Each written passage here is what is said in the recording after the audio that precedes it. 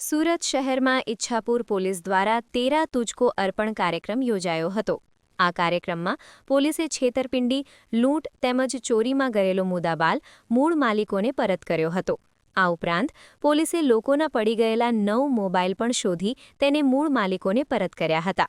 આ કાર્યક્રમમાં કુલ 7.79 લાખનો મુદ્દામાલ મૂળ માલિકોને પરત કર્યો હતો। સુરત શહેર પોલીસ દ્વારા ગુનાખોરી ડામવાની સાથે નાગરિકોને ન્યાય અપાવવા માટે સતત પ્રયાસો કરવામાં આવે છે।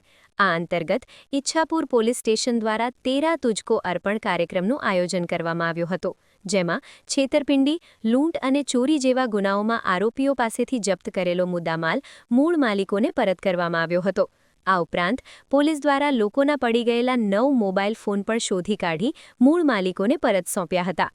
પોલીસ દ્વારા યોજાયેલા આ કાર્યક્રમમાં 2.20 લાખ રોકડા રૂપિયા, 90,000ની કિંમતના 9 મોબાઈલ ફોન, 2.60 લાખની કિંમતના ટ્રક ટેલર અને બાઇક, આ ઉપરાંત 1.79 લાખના સોનાના દાગીના અને 30,000ની કિંમતની 5 નંગ બેટરીઓ મૂળ માલિકોને પરત કરી હતી। પોલીસ દ્વારા યોજાયેલા આ કાર્યક્રમમાં લોકોને પોતાની વસ્તુઓ પરત મળી રહેતા લોકોના ચહેરા પર ખુશી જોવા મળી હતી। લોકોએ પોલીસની કામગીરીને બિરદાવી હતી।